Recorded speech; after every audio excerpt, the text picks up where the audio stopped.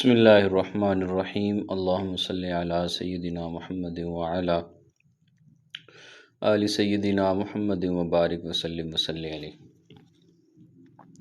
حدیث اور علوم حدیث کی یہ ہمارا آج اس موضوع پر یہ والا لیکچر آخری ہوگا، لیکن اس کے بعد ہم انشاءاللہ تعالی استشراق پہ بات کریں گے۔ اگلا جو ہمارا ٹاپک آ رہا ہے وہ اس سے زیادہ اہم ہے، اور وہ ہے کہ حدیث رسول اللہ صلی اللہ علیہ وسلم کی توثیق، تصدیق اور انکار کے متعلق جو مستشرقین کے جو نظریات ہیں اس پہ ہم بات کریں گے۔ اس میں جو مشہور مستشرقین ہیں جیسے کہ گولڈ زہیر ہے، ولیم میور ہے، تو ان حضرات کے جو نظریات ہیں وہ اس حوالے سے وہ کیا کہتے ہیں، اسی طریقے سے واٹ منٹگمری ہے وہ کیا کہتا ہے، تو یہ ساری جو تفصیلات ہیں انشاءاللہ یہ نیکسٹ ہمارا ٹاپک یہ ہے، کیونکہ استشراق پہ بہت زیادہ سوالات وغیرہ پوچھے جاتے ہیں، تو کوئی ٹیسٹ انٹرویو استشراق سے خالی نہیں ہوتا۔ تو حدیث میں، حدیث رسول اللہ صلی اللہ علیہ وسلم میں اور قرآن مجید سے متعلق استشراق کے کچھ جچے طولے سوالات ہیں، کیونکہ بہت سارے مستشرقین ایسے ہیں جنہوں نے حدیث رسول اللہ صلی اللہ علیہ وسلم کو جو ہے وہ اس کی مرتبت، مقام اور اس کی جو توثیق ہے، اس کی جو ثقہ بندی ہے، اس کا جو مستحکم مضبوط ہونا ہے، اس کو انہوں نے چیلنج کیا ہے، اور انہوں نے ایسی باریکیاں یا آپ کہہ سکتے ہیں کہ انہوں نے ایسی دراڑیں تلاش کی ہیں کہ جس کے ذریعے انہوں نے پوری کتابیں لکھی ہیں، اور انہوں نے مغرب کیا، انہوں نے مسلم معاشرے کو بھی جو ہے، خاص طور پہ ہمارے وہ مسلمان جو کہ اتنا زیادہ دین کے ساتھ جو ہے وہ بستگی نہیں رکھتے، ان کے ذہنوں میں بھی انہوں نے شکوک و شبہات ڈالنے کی کوشش کی ہے۔ خاص طور پہ بر صغیر پاک و ہند میں جو انگریزوں کی آمد ہوئی ہے، اس آمد کے بعد یہاں پر جو انگریز آتے تھے، خاص طور پہ جو آفیسرز تھے جیسے کہ ولیم میور جو ہے وہ یہاں پر بطور کلیکٹر کے آیا تھا، اس نے پھر جو ہے وہ گورنر جنرل کے طور پہ بھی وہ ایڈیشنل گورنر جنرل کے طور پہ بھی وہ کام کرتا رہا، اور بھی اس نے کئی ذمہ داریاں سر انجام دی۔ تو یہ لوگ وہاں سے CSS کر کے آتے تھے، بڑے قابل دماغ ہوتے تھے، اور وہ جو ہے نا وہ لینگویج کو باقاعدہ پڑھتے تھے، اور پھر ان کی جو ہے وہ وابستگی ہوتی تھی مختلف اعتبارات سے۔ تو جو ان میں کٹر لوگ ہوتے تھے اپنے مسلک اور مذہب کو لے کر، تو وہ لوگ پھر انہوں نے زبان تو ان کو آتی ہی ہوتی تھی، اردو زبان سے وہ وابستہ ہوتے تھے یا اسے جانتے ہوتے تھے، یا کچھ ایسے بھی ہیں جیسے پاکستان میں بر صغیر میں جس طرح انگریز آئے، اسی طرح جو ہے وہ فرانس نے، نپولین بوناپارٹ نے جو مصر کے اوپر قبضہ جما کے رکھا ہے، تو وہاں پر مصر کے اندر جو ہے وہاں پر بھی کئی انگریز آئے، اور کئی تو ایسے ہیں باقاعدہ جنہوں نے باقاعدہ داخلے لیے قاہرہ سے، انہوں نے PhDs کی عربی میں، اور عربی علوم، عربی و اسلامی علوم انہوں نے پڑھے ہیں، سمجھے ہیں۔ پھر کچھ تو ایسے ہوئے جو کہ مسلمان ہو گئے، ان پر اثر اس انداز سے ہوا کہ وہ مسلمان ہو گئے، اور کچھ ایسے ہیں کہ جو مسلمان تو نہیں ہوئے لیکن اسلام کے بارے میں ان کا نظریہ نرم گوشہ ہو گیا، اور کچھ ایسے ہیں جو کہ بہت زیادہ شدت اختیار کر گئے، اور انہوں نے جو ہے وہ اس تعلیم و تعلم کو اسلام مخالف استعمال کیا، اور بہت شدت کے ساتھ استعمال کیا۔ تو ہم نے ان چیزوں وہاں پر ہائی لائٹ کرنا ہے، اور اس کو ہم نے دیکھنا ہے۔ اس میں جو سوالات ہیں اس میں میکسیمم چیزیں وہ ہیں جو آپ کر چکے ہیں، اور آن لائن آپ ٹیسٹ دے رہے ہیں، تو یہ اس میں بہت سی چیزیں وہی ہیں جو آپ پہلے ہم نے پڑھی ہوئی ہیں، صرف اس کا مرور مقصود ہے یہاں پہ آج کے لیکچر میں۔ دیکھ لیجیے، بسم اللہ الرحمن الرحیم۔ حدیث کے لغوی معنی یہ ہو چکی ہے بات۔ حدیث کا اصطلاحی معنی رسول اللہ صلی اللہ علیہ وسلم کا قول، فعل اور تقریر، تینوں حدیثیں ہیں۔ رسول اللہ صلی اللہ علیہ وسلم کا قول یعنی حدیث قولی، فعل حدیث فعلی یا عملی، اور اسی طریقے سے آپ علیہ الصلوۃ والسلام کے سامنے کوئی کام ہو اور آپ علیہ الصلوۃ والسلام اس پر خاموشی اختیار کر لیں تو وہ حدیث تقریری ہو جاتی ہے، یعنی وہ اس میں قرار آ جاتا ہے، وہ اس کی جو ہے وہ توثیق ہو جاتی ہے کہ یہ رسول اللہ کے سامنے کام ہوا ہے، اور آپ علیہ الصلوۃ والسلام نے اس پر جو ہے وہ اختلاف نہیں فرمایا۔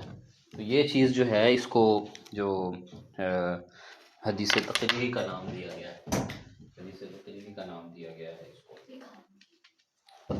جی اس کے بعد ہے جی کہ سنت کا معنی و مفہوم۔ سنت بنیادی طور پہ طریقہ اور راستہ ہے، اور شرعی اصطلاحات میں دیکھا جائے تو ایسے کام ہیں جو حضور علیہ الصلوۃ والسلام نے کیے ہیں، یا حضور علیہ السلام نے کہ سے براہ راست ثابت نہ ہو، صحابہ نے کیے ہوں، تو وہ بھی سنت کی حیثیت اختیار کر جائے گا۔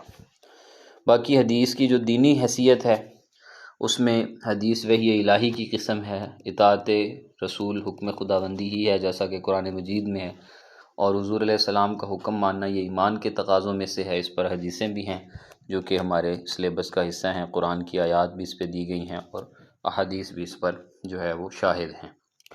آگے آ جاتے ہیں جی کہ عہد نبوی میں حدیث کی حفاظت کے جو ذرائع ہیں۔ عہد نبوی میں حدیث کی حفاظت کے ذرائع میں سب سے پہلی چیز جو تھی وہ تو سینہ در سینہ حدیثوں کا حفظ تھا۔ حضور علیہ السلام جو فرماتے تھے صحابہ اس کو اپنے سینوں میں محفوظ کرتے تھے، اور جہاں تک کتابت کی بات ہے تو کتابت کے متعلق بھی بہت سی چیزیں ثابت ہیں، جیسے کہ صحیفہ صادقہ ہے، کتاب الصدقہ ہے، صحیفہ صحیحہ ہے، صحیفہ وائل بن حجر ہے، صحیفہ حضرت علی ہے حدود و قصاص کے متعلق۔ تو بہت سارے صحائف جو ہے وہ 8 صحیفے تو ایسے مسلم ہیں جو ثابت ہیں، اور بہت سارے خطوط ثابت ہیں، اور ان کی نقول ابھی تک موجود ہیں۔ وہ چیزیں بیعین ہی محفوظ ہیں، مختلف چیزیں جو ہیں وہ محفوظ ہیں۔ ابھی پچھلے لیکچر میں ہم نے پڑھا تھا کہ جو ہرقل کو جو خط لکھا گیا تھا وہ خط ابھی بھی جو ہے وہ محفوظ ہے مصر کے میوزیم میں۔ جی، تو صحیفہ ابو ہریرہ جس کو صحیفہ صحیحہ کہا جاتا ہے وہ حمام بن منبہ کے نام سے مشہور ہوا۔ اس کے بعد آگے آ جائیں جی، یہ ساری باتیں ہم نے کر لی ہیں کہ یہ صحیفہ ڈاکٹر حمید اللہ مرحوم نے اس کو شائع کیا، اس میں حدیث مسند احمد بن حنبل کی حدیث ہیں۔ تدوین حدیث کے حوالے سے 6 تابعین پر مشتمل حضرت عمر بن عبدالعزیز نے کمیٹی بنائی تھی، اور اس کمیٹی کے ذمے یہ لگایا تھا کہ وہ حدیثیں تلاش کریں گے۔ اس کمیٹی میں جو ہے وہ ابن شہاب زہری اس کی کمیٹی کے چیئرمین تھے، وہ اس کو چیئر کر رہے تھے۔ امام شابی ان کا ساتھ دے رہے تھے، امام مکحول ان کا ساتھ دے رہے تھے، اور اس کے علاوہ اس وقت کوفہ اور بصرہ کے جو بڑے جو محدثین تھے وہ ان حضرات بھی اس کے ساتھ تھے۔ تو ٹوٹل 6 حضرات پر مشتمل یہ کمیٹی تھی جس نے حدیث جمع کرنے کا کام جو ہے وہ سر انجام دیا، اور یہ 101 ہجری میں یہ سلسلہ جو ہے یہ ہوا۔ دوسری صدی ہجری میں جب احادیثیں اکٹھی ہونا شروع ہوئیں تو پھر اس سلسلے میں جو اہم کتابیں سامنے آتی ہیں اس دور کی تو وہ موطا امام مالک ہے۔ پھر امام ابو حنیفہ رحمہ اللہ نے فقہ کے ذیل میں رہتے ہوئے، یاد رکھیے گا اس جملے کو آپ نے یاد رکھنا ہے کہ فقہ کے ذیل میں رہتے ہوئے کتاب الاثار لکھی ہے، جس میں ہیں تو ساری حدیثیں، اور یہ پڑھائی جاتی ہے درس نظامی کے طلبہ کو۔ اور امام سفیان ثوری نے جامع لکھی ہے جس میں انہوں نے ہر طرح کی حدیثیں جو ہیں وہ اکٹھی کر لی ہیں۔ یہ تو تھی دوسری صدی کی کاوش۔ اس کے بعد پھر اسی صدی میں ہی حدیث سے متعلق جو ہے وہ اسماء فن الرجال اور اسماء علم جرح و تعدیل، علم جرح و تعدیل اور اسماء الرجال۔ اسماء الرجال یہ ہسٹری سے ریلیٹڈ ہے کہ راویوں کے نام، حالات اور چیزوں کو محفوظ کرنا، اور جرح و تعدیل یہ ان راویوں کے اوپر جو ہے وہ ان کا جو ہے نا ان پر کرٹیسزم ہے، ان کے اوپر نقد ہے، تنقید ہے، دیکھنا ہے کہ کون سا راوی کس درجے کا ہے۔ تو یہ علم بھی ساتھ ساتھ شروع ہو گیا۔ پھر سیاہ ستہ کی بات آ گئی، بار بار ہم پیچھے مختلف جگہوں پہ پڑھ آئے ہیں ساری باتیں۔ تو یہ 6 سیاہ ستہ کے مؤلفین آ گئے، ان کے سن پیدائش و وفات یہاں موجود ہیں۔ اسی کے ساتھ جو ہے تیسری صدی ہجری میں اصول اربعہ کی شیعہ جو فقہ جعفریہ ہے اس کی مشہور کتابیں ہیں، الکافی، من لا یحضرہ الفقی، یہ ابو جعفر محمد بن یعقوب الکلینی کی ہے۔ اسی طرح کتاب الاستبصار ہے اور تہذیب الاحکام ہے۔ من لا یحضرہ الفقی یہ محمد بن علی بابوی القمی کی ہے، اور اسی طرح استبصار اور تہذیب الاحکام یہ محمد بن حسن الطوسی کی ہے۔ تو یہ کتابیں 4 جو ہے یہ شیعہ مذہب کی جو بڑی کتابیں ہیں جو کہ اتھینٹڈ ہیں اس حوالے سے، یعنی جمع و تدوین حدیث کے حوالے سے۔ پھر اس کے ساتھ ساتھ ان کی کچھ کتابیں ذیل ہیں، جیسے کہ مثلا نہج البلاغہ ہے جو کہ حضرت علی رضی اللہ عنہ کے خطبات اور ان کے اقوالات پر مشتمل ہے، اور اس پر بہت زیادہ اعتماد کیا جاتا ہے۔ پھر اس میں کچھ اضافات ہیں جو مختلف اماموں کی طرف سے جو ہے وہ ان پر جو اضافات ہوتے رہے ہیں وہ بھی اس کے اندر موجود ہیں۔ حدیث اور سنت کا فرق یہ ہو چکا ہے، وہی مطلوب اور غیر مطلوب قرآن کی روح سے، یہ بھی سارا جو ہے نا یہ ہم کر چکے ہیں۔ اس کے بعد آ جائیں جی کہ عہد نبوی میں کتابت حدیث کے ثبوت، جو میں اوپر بھی بات کر چکا ہوں۔ تو عہد نبوی میں کتابت حدیث کے جو ثبوت ہیں اس کے طور پر کتاب الصدقہ ہے جو کہ حضرت عبداللہ بن عمر کا تھا، صحیفہ وائل بن حجر، حضرت وائل بن حجر کا صحیفہ تھا جس کے اندر جو ہے وہ زکوٰۃ اور صدقات کے جو ہے وہ احکامات تھے۔ صحیفہ علی ہے جس میں حدود و قصاص کی چیزیں تھیں۔ صحیفہ عبداللہ بن مسعود ہے جس میں حضور علیہ السلام کی وہ حدیثیں ہیں جس میں آپ علیہ السلام نے قرآن مجید اور احادیث مبارکہ کے آنے والی مختلف کلمات اور ارشادات کی جو ہے وہ تشریحات فرمائی ہیں۔ صحیفہ سعد بن عبادہ ہے، اس میں عام طور پہ جرنل فیصلے لکھے گئے ہیں۔ صحیفہ جابر بن عبداللہ وغیرہ، یہ ساری جو ہے وہ ابتدائی درجے کی باقاعدہ لکھی ہوئی چیزیں ہیں۔ اسی طرح ایک بڑی دلیل جو ہے 9 ہجری میں جب آپ علیہ والسلام جو ہے وہ آپ علیہ والسلام جب حج فرما رہے تھے، آپ علیہ والسلام کا جو آخری حج تھا 10 ہجری کا، اس میں آپ علیہ والسلام کا جو خطبہ تھا اس کے جو شہزاد تھے وہ ایک یمنی جو ہے وہ رئیس تھا، اس کو آپ علیہ السلام نے کہا تھا باقاعدہ ابو شاہ کو کہ اکتبو لی ابی شاہ، اس کے لیے لکھ دو۔ اچھا جی، اس کے بعد کتب کی بات آ جاتی ہے تو کتب میں جامع، مسند، سنن، معجم، مستخرج، مستدرک، یہ ساری حدیث کی کتابیں اور ان کی تشریحات جو ہے وہ آپ لوگ کر چکے ہیں۔ جامع حدیث کی وہ کتاب ہے جس میں مطلقاً ابواب کی تفصیلات ہیں۔ مسند اور معجم میں خاص ترتیب کا خیال ہوتا ہے جس میں حروف تہجی کی ترتیب ہو سکتی ہے، ناموں کے لحاظ سے الگ سے ہو سکتی ہے، شیوخ، بلدان، قبائل، کسی بھی اعتبار سے۔ آگے آ جاتا ہے جی حدیث موضوع، موقوف اور مقطوع، یہ ان کی جو ہے وہ تشریح کریں تو حدیث مرفوع جو جس کی سند حضور علیہ السلام تک پہنچتی ہے، موقوف جس کی سند صحابی تک پہنچتی ہے، اور مقطوع جس کی سند تابعی تک پہنچتی ہے۔ متواتر، مشہور اور عزیز میں کیا فرق ہوگا؟ اچھا جی، متواتر جس کے راوی اتنے ہیں کہ جو کسی مرحلے میں بھی 4 سے کم نہیں، یا ایک جماعت ہے جن کا جھوٹ پہ جمع ہونا محال ہے۔ مشہور ہے وہ راوی ہیں ہر مرحلے میں 3 سے کم نہیں ہوں۔ عزیز راوی جو ہے وہ ہر مرحلے میں 2 ہوں، اور اس سے نیچے آ جائے گی تو پھر وہ خبر واحد بن جائے گی۔ پھر متواتر لفظی جس میں متن بھی ثابت ہو، اور متواتر معنوی جو مفہوم کے اعتبار سے متواتر ہو۔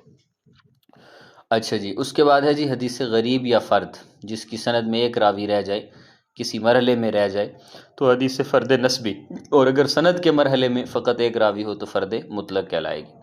سند کے قائم رہنے یا ٹوٹ جانے کے اعتبار سے حدیث متصل جس کی سند براہ راست اتصال ہو، مرسل ہو۔ مرسل اور متصل میں فرق یہ ہے، متصل میں ضروری نہیں کہ وہ براہ راست رسول اللہ تک ہی متصل ہو، متصل ہو مطلق ہے، چاہے وہ صحابی سے روایت ہے تو صحابی تک متصل ہو، تابعی سے روایت ہے تو تابعی۔ اس میں حدیث موقوف بھی ہو سکتی ہے، اس میں حدیث مقطوع بھی ہو سکتی ہے، اور مرفوع بھی ہو سکتی ہے۔ اور مرسل وہ کہ جس کا ارسال براہ راست ہو، معضل جس میں درمیان سے راوی کٹ جائے، منقطع جس میں درمیان سے 2-3 راوی کٹ جائیں، معلق جس میں اینڈ پہ جا کے راوی رکا ہوا ہو، مدلس کہ جس کے اندر جو ہے وہ راوی جو ہے وہ نام کو چھپا جائے تو یہ تدلیس ہو جائے گی۔ حدیث مرسل سلسلہ سند کے آخر سے راوی ساقط ہے، اور حدیث معضل کہ جس کے سلسلہ سند سے پے در پے راوی ساقط ہیں۔ مدلس وہ حدیث جس میں کوئی راوی حدیث کے کسی عیب کو یوں چھپائے کہ وہ اس کی خوبی بنا دے۔ جی، صحت اور ذوف کے اعتبار سے حدیث صحیح، حسن اور ضعیف، یہ وہی 16 قسمیں ہیں جو کہ ہم نے مولانا خیر محمد جلندری رحمہ اللہ کا جو رسالہ ہے خیر الاصول فی حدیث رسول، اس میں یہ ساری اصطلاحات ہم بہت اچھے طریقے سے پڑھ چکے ہیں، لہٰذا ان کو یہاں پر جو ہے وہ دوبارہ سے کرنے کی ضرورت نہیں ہے۔ انکار حدیث پر آ جائیں جی۔ منکرین حدیث، منکرین حدیث جو ہے وہ ان لوگوں کو کہا جاتا ہے جو حدیث کی دینی و شرعی حیثیت کا انکار کریں، اور قرآن کے ہوتے ہوئے اسلام میں کسی دوسری چیز کی ضرورت نہیں، اس بات پہ زور دیتے ہیں یہ لوگ، اور احادیث رسول اللہ صلی اللہ علیہ وسلم کے جو ہے وہ یہ کہتے ہیں کہ یہ حدیثیں بعد کی پیداوار ہیں اور اس کا انتساب رسول اللہ کی طرف درست نہیں ہے۔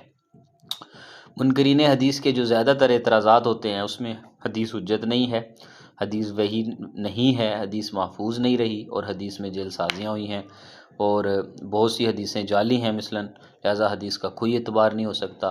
تو یہ سارے اعتراضات ہیں۔ جواب کیا ہے؟ بعض حدیث کے جعلی ہونے سے یہ ثابت نہیں ہے کہ تمام حدیثیں جعلی ہیں۔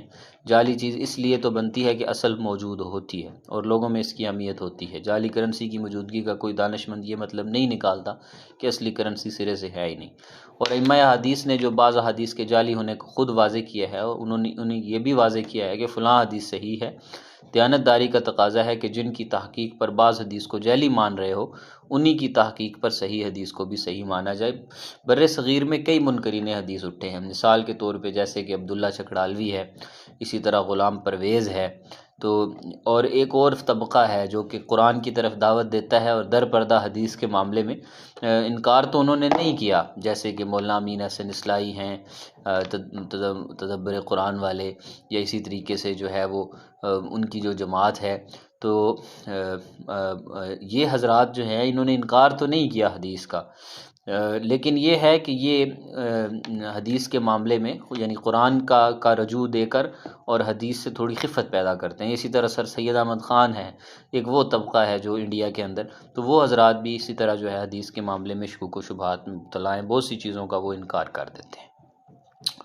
اچھا جی، وہی غیر مطلوب کا قرآن میں ثبوت۔ جی ہاں جی، قرآن سے پتہ چلتا ہے کہ آپ علیہ السلام کو متعدد ایسی ہدایات و تعلیمات ملی ہیں جو وحی قرآنی کے علاوہ تھیں، اس لیے قرآن نے آپ کے کئی افعال کو اللہ کے حکم کے مطابق انجام دیے جانے والے افعال قرار دی، حالانکہ قرآن میں ان کا کوئی ذکر نہیں۔ مثلا جی تحویل قبلہ ہے، تحویل قبلہ کہ بیت المقدس کو قبلہ جو ہے وہ اللہ کے حکم سے بنایا گیا تھا، حالانکہ قرآن میں اس کا ذکر نہیں ہے۔ تحویل میں یعنی جو بیت المقدس ہے اس کا ذکر نہیں ہے، جو بیت المقدس سے تحویل ہے قبلہ کی طرف، قد نرى تقلب وجهك في السماء فلنولينك قبلة ترضاها، وہ موجود ہے، لیکن بیت المقدس کا ہونا یہ موجود نہیں ہے۔ اچھا جی، حدیثوں میں پھر ظاہر تعارض بھی ہے، ناسخ اور منسوخ کا معاملہ ہے، تو ناسخ پر عمل ہوگا، ٹھیک ہے جی، جو ناسخ ہے، جو حدیث کسی دوسری کو منسوخ کرنے والی ہے تو ناسخ پر عمل ہوگا، منسوخ پر عمل نہیں ہوگا۔ اچھا، متفق علیہ سے مراد بخاری و مسلم ہے۔ حدیث پاک میں اب یہ کچھ اصطلاحات آئی ہیں جی، مجرى السحاب اور حازم الاحزاب۔ مجرى السحاب سے مراد بادلوں کو چلانے والا، اور حازم الاحزاب سے مراد گروہوں کو مٹانے والا۔ اچھا جی، انا یا جو ثنا ہے اس سے مراد حدثنا اور اخبرنا، یہ ان الفاظ کا اختصار ہے، اور حسد اور رشک کا فرق بیان کیا ہے، ٹھیک ہے جی۔ اسی طریقے سے حدیث میں یہ ساری چیزیں آئی ہیں۔ سبتین سے مراد حسن و حسین ہیں۔ عنعنہ سے مراد روایت کرنے والا، یعنی دوسرے سے روایت کرے، وہ آگے اپنے کسی استاد سے عمل کیے جانے کے اعتبار سے حدیث کی اقسام بتا رہے ہیں جی۔ محکم، مختلف الحدیث، ناسخ و منسوب اور متوقف فی۔ اچھا جی، الفدادین یہ پہلے بھی بتایا تھا، جانوروں کو ہانکنے والے اور ان کے پیچھے چلانے والے جو چروائے ہیں۔ اچھا جی، الحرب خدع، جو یہ غزوہ خندق کے موقع پر رسول اللہ صلی اللہ علیہ وسلم نے فرمایا تھا، جب آپ علیہ السلام نے 2 صحابہ کی ڈیوٹی لگائی تھی کہ جائیں جا کے احوال معلوم کریں۔ اسودین سے مراد حدیث میں جو آتا ہے وہ کھجور اور پانی ہے۔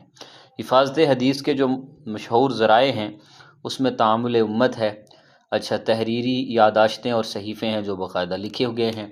اچھا جی، حافظہ کی مدد سے روایات یعنی سلسلہ درس و تدریس بھی ہے۔ باقی حضرت عائشہ کی مرویات 2210 ہیں، اور 3 شافعی المسلک محدثین، امام نسائی، امام ترمذی اور ابن ماجہ، کیونکہ ہمارے سیاہ ستہ کے اکثر ہی شافعی ہیں یا پھر حنبلی ہیں۔ اچھا جی، کتاب ہے اللؤلؤ والمرجان، پہلے یہ ایم اے کے سلیبس میں ہوتی تھی اور اب تو تقریباً نہیں رہی، یہ ڈاکٹر فواد عبد الباقی کی ہے اللؤلؤ والمرجان۔ اس میں اس کے کئی چیپٹر جو تھے وہ پہلے ہمارے سلیبس میں شامل ہوتے تھے بطور متن حدیث کے۔ مکسرین جن کی روایتیں 1000 سے زیادہ ہیں نا انہیں مکسرین کہتے ہیں۔ متوسطین جن کی 500 یا اس سے زیادہ ہیں وہ متوسطین آ جاتے ہیں۔ یہ اہم کتب ہیں جی، حدیث سے رسول اللہ صلی اللہ علیہ وسلم کے حوالہ سے اہم کتب ہیں، اور ان میں پورے نام ہیں، مثلا بخاری شریف کا پورا نام الجامع المسند الصحیح المختصر من امور رسول اللہ صلی اللہ علیہ وسلم سننہ و ایامہ، ٹھیک ہے جی۔ پھر اسی طرح الجامع الصحیح مسلم، سنن ابی داؤد، الجامع ترمذی، سنن النسائی، سنن ابن ماجہ، مشکات المصابیح، یہ امام حسین بن مسعود، یہ الفراء بغوی کی یہاں پہ دی گئی ہے مشکات المصابیح، اور اصل کے اندر جو ہے وہ جو کتاب تھی یعنی جو امام حسین بن مسعود فراء بغوی نے جس کتاب کو تصنیف فرمایا تھا، پھر اس کتاب کی آگے تشریح کی ہے یہ ولی الدین تبریزی نے، اور مشکات المصابیح ان کی ہے۔ مصنف ابن ابی شیبہ ہے جی، مصنف عبدالرزاق ہے، یہ متن کی کتابیں ہیں، سنن دارمی، معجم طبرانی، اسی طرح سنن دارقطنی، مسند احمد، مسند بزار، تحفۃ الاحوذی، یہ شروعات میں آ جاتی ہے۔